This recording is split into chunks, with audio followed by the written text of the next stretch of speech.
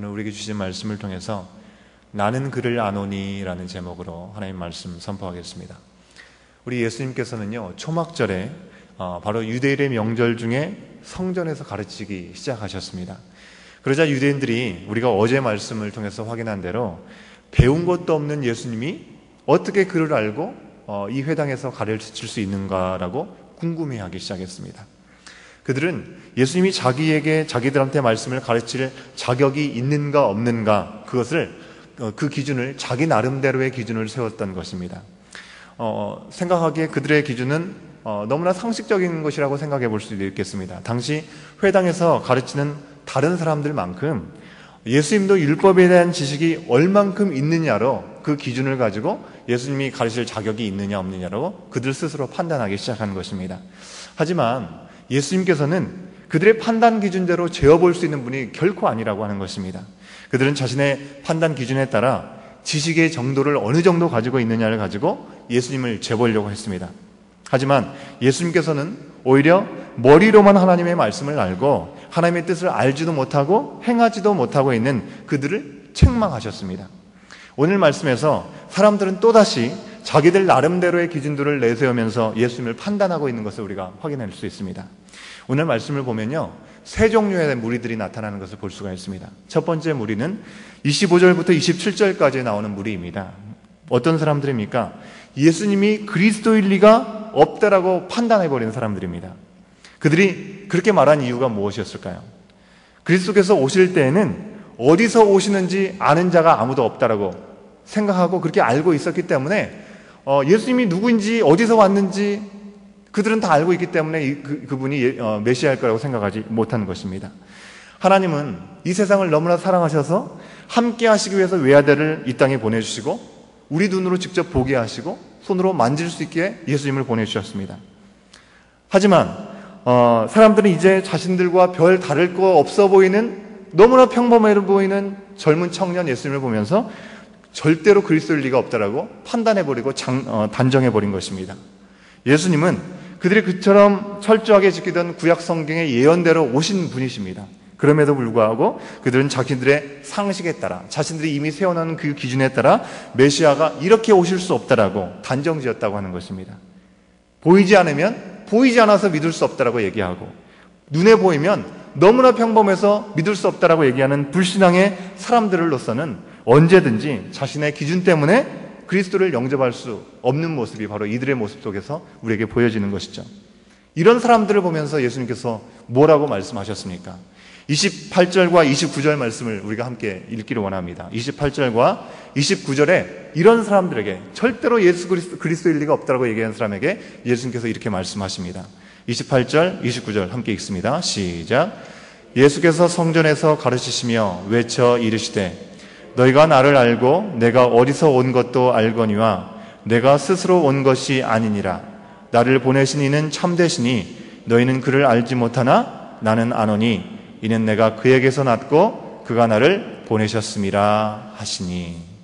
사람들은 예수님을 나사렛에서 온 목수의 아들로 알고 있었습니다. 그리고 갈릴리 출신의 어부 정도로 알았습니다. 하지만 예수님은 그들이 아는 것 이상의 사실이 있다라는 사실을 그들에게 알려주고 계십니다. 그것이 무엇입니까? 예수님께서 스스로 오신 것이 아니라 참되신 하나님께서 보내셔서 이 세상에 오셨다고 하시는 것입니다. 그러면서 예수님은 너희는 그를 알지 못하나 나는 아노라 라고 말씀하시므로 그들이 하나님을 알지 못하지만 예수님은 하나님을 안다라고 단정하여서 말씀하고 계십니다. 그토록 하나님을 믿고 따른다는 생각으로 율법을 철저하게 지켰던 유대인들이었습니다. 하지만 그들은 정작 하나님을 알지도 못한다라고 하는 그 예수님의 말씀은 그들이 듣기에도 너무나 충격적인 그런 말씀이었다고 하는 것입니다. 그들이 단지 예수님을 알아보지 못했을 뿐입니다. 그렇죠? 그런데 예수님은 왜 그들이 하나님을 알지 못한다고까지 그렇게 책망하셨을까요? 답은 간단합니다. 실제로 그들이 하나님을 알지 못했기 때문에 그렇습니다. 그들에게는 오랜 종교적인 습관이 있어서 신앙적인 삶에 너무나 익숙해져 있었습니다. 말씀 중심으로 살겠다고 얼만큼 많이 노력했는지 모릅니다. 하지만 그들은 하나님이 정말로 무엇을 원하시는지, 그 말씀을 통해서 무엇을 원하시는지 전혀 알지 못했습니다. 하나님의 마음을 알지도 못하는 그들에게 더 이상 무엇을 기대할 수 있겠습니까? 유대인들 자신은 하나님의 말씀을 아는 것만큼 하나님을 잘 알고 믿을 수 있다라고 생각했습니다. 하지만 하나님의 사랑, 하나님의 약속의 증거인 예수님을 눈앞에서 보고도 그들은 전혀 그것을 깨닫지 못했다고 하는 것입니다. 그들이 알고 믿는 하나님, 그것은 하나님의 실체가 아니라 그들 스스로 만들어낸 허상이었다고 하는 것입니다. 그것 때문에 진정한 하나님을 바라보지 못하고 알지 못했다고 하는 것입니다.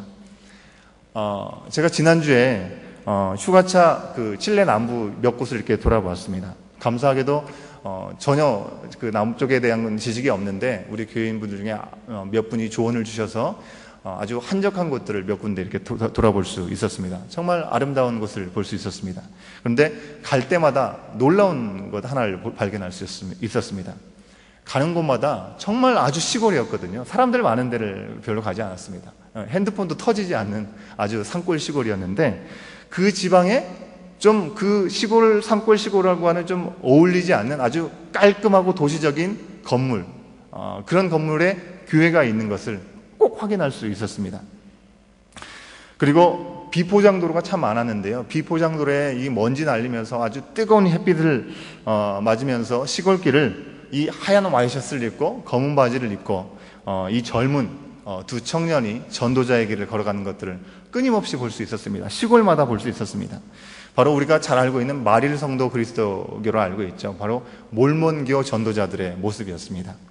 제가 앞서 말씀드린 그 아름다운 모습의 건물교회, 그 교회들도 여호와 증인의 왕국교회, 왕국회관이든지 아니면 이 마릴 성도 그리스도교 교회, 그런 이단의 교회들의 모습이었습니다. 저런 시골까지 이렇게 열심을 다해서 전도하려고 하는 그런 모습을 보면서 도전을 갖기도 했지만 한편으로는 참 마음이 아렸습니다.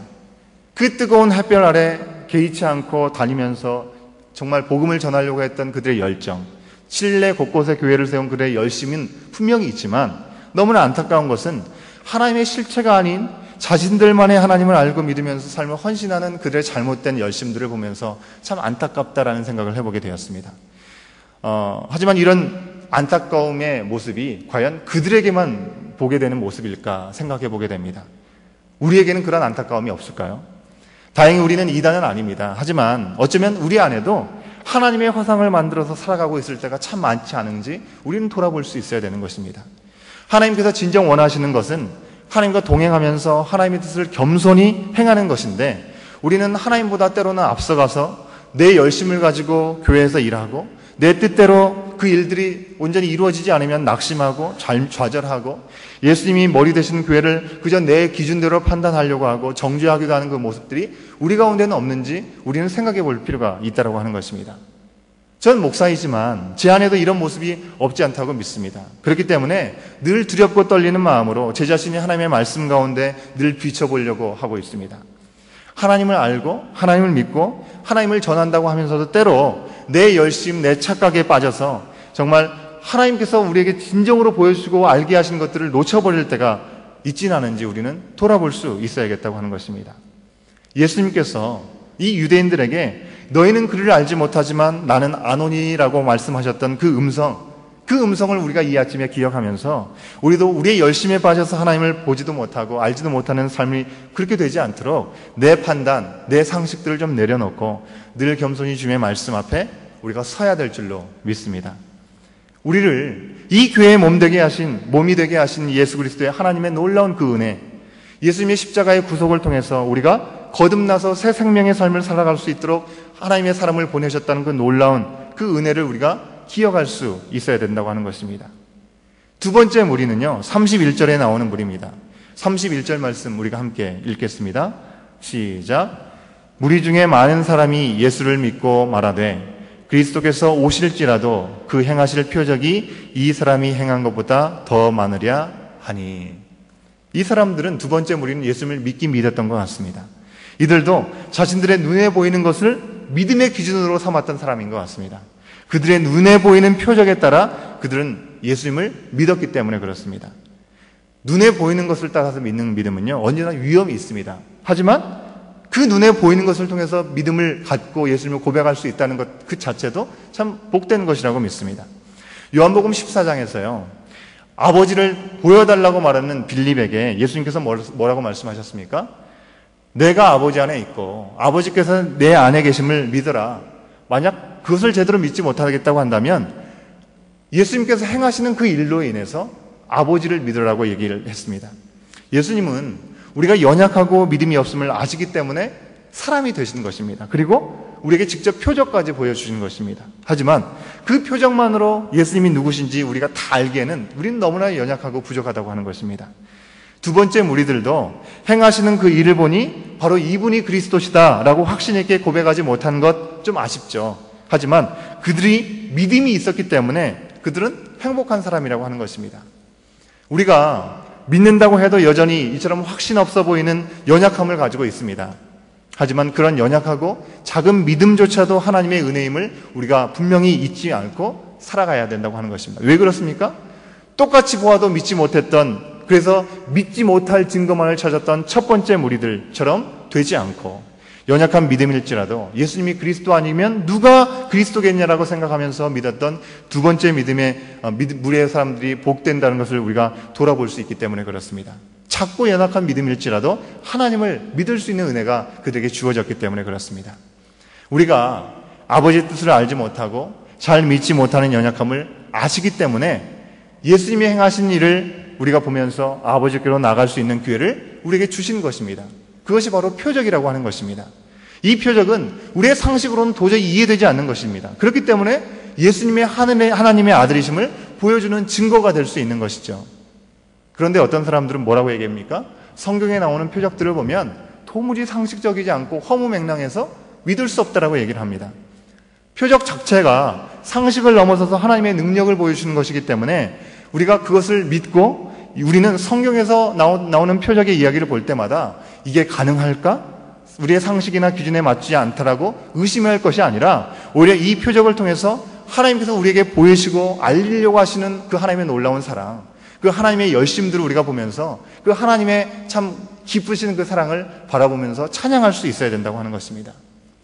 세 번째 무리는요, 예수님에 대해서 수군거리는 사람들을 보면서 그 얘기를 들으면서 예수님을 잡아들이려고 한 무리들이었습니다. 즉 대제사장들과 바리새인들이 바로 세 번째 무리였습니다. 그들은 예수님에 대해서 직접 경험하려고 하지도 않았고 남의 이야기를 듣고 예수님을 위험인물로 단정지어버렸습니다. 판단해버렸습니다. 그리고 예수님을 잡을 때도 어떻게 했습니까? 직접 확인하고 잡으려고 하지 않고 관심도 없었습니다. 아랫사람들을 보내서 잡게 했다고 하는 것입니다. 이것은 무엇을 말하는 것이겠습니까? 그들은 예수님에게는 아예 관심조차 없었습니다. 자신들의 권유에 금이 갈까 염려하면서 자기 자신들에게만 관심이 있었던 사람들이었습니다. 분명히 교회 지도자들이었습니다. 하지만 하나님의 역사에는 관심이 없고 그저 자기의 밥그릇 챙기기에만 급급했던 것입니다. 그런 그들에게 예수님께서 분명하게 말씀하십니다. 34절 말씀에 보니까 너희가 나를 찾아도 만나지 못할 터이요 나 있는 곳에 오지도 못하리라 라고 기록하고 있습니다. 지금 기회가 있어도 예수님께 겸손히 나오지 못하는 이들에게 더 이상 예수님을 통해서 하나님께 나갈 기회가 없다라고 얘기하는 것입니다. 우리는 어떻습니까? 우리에게도 이런 모습이 없습니까? 나 자신의 급급에서 예수님을 바라보지 못하고 사람들을 두려워하는, 그래서 휘청거리는 모습이 우리 가운데는 있지 않습니까? 우리가 아무리 우리 자신을 지키려고 몸부림을 쳐도 소용이 없는 일입니다. 우리를 죄에서 건져 살리신 예수님, 우리를 생명의 길로 이끌려 주시기 오신 예수님을 바라보지 못하고 나 자신을 지킬 수 있는 방법, 그 어디에도 없다는 사실입니다. 오히려 나 자신을 지키려는 그 노력들이 하나님을 향해 나가는 회방거리가 될 때가 참 많이 있다는 것을 우리는 돌아볼 수 있어야 됩니다. 우리가 하나님을 잘 알고 있습니까? 우리를 향한 하나님의 뜻을 잘 알리시기 위해 오신 우리가 예수님을 온전히 믿고 그 예수님 우리의 삶의 주인이심을 우리가 고백하면서 살지 않는다면 우리는 하나님을 안다고 얘기할 수 없는 것입니다. 오늘도 우리에게 하나님께서 새날을 허락하셨습니다. 이 하루의 삶 가운데서도 예수님이 우리의 삶의 주인 되심을 온전히 고백하고 겸손히 아버지 뜻이 무엇일지를 말씀을 통해서 구하면서 성령의 인도함을 받는 우리들이 되는 것, 그것이 바로 예수님께서 직접 선포하셨던 것처럼 내가 그분을 하나님을 안다라고 고백하셨던 것처럼 우리도 마찬가지로 하나님을 안다라고 담대히 선포하며 나갈 수 있는 유일한 길이 될 줄로 믿습니다. 이 하루를 살아가실 때 예수님을 우리의 삶의 주인으로 고백하고 겸손히 주님의 말씀 가운데 하나님의 뜻이 무엇인지를 구하면서 성령과 동행하며 나갈 수 있는 우리의 모습이 될 수 있기를 간절히 소원합니다. 함께 기도하시겠습니다. 사랑의 아버지 하나님, 우리를 위해 아들을 주셨지만 그 주신 아들도 내 상식과 내 기준 때문에 알아보지 못했던 그 옛날 사람들처럼 우리도 우리 자신이 만들어낸 허상의 하나님을 믿으면서 아버지의 사랑 그리고 우리를 향한 놀라운 계획을 잊고 살진 않았는지 오늘 말씀을 통해 돌아봅니다. 우리가 연약한 믿음일지라도 예수님을 통해서 아버지를 보게 하시고 그 믿음조차 아버지의 은혜임을 알고 늘 겸손히 주님과 동행하는 삶을 살 수 있도록 주여 인도하여 주시옵소서. 오늘 우리 교회가 정말 하나님을 알고 예수님처럼 그 삶 가운데 아버지의 뜻, 아버지의 역사를 드러내어서 아버지 안에 생명을 온전히 전하는 주님의 몸이 되게 하여 주시옵소서. 이 모든 말씀 예수 그리스도의 이름으로 간절히 기도드리옵나이다. 아멘.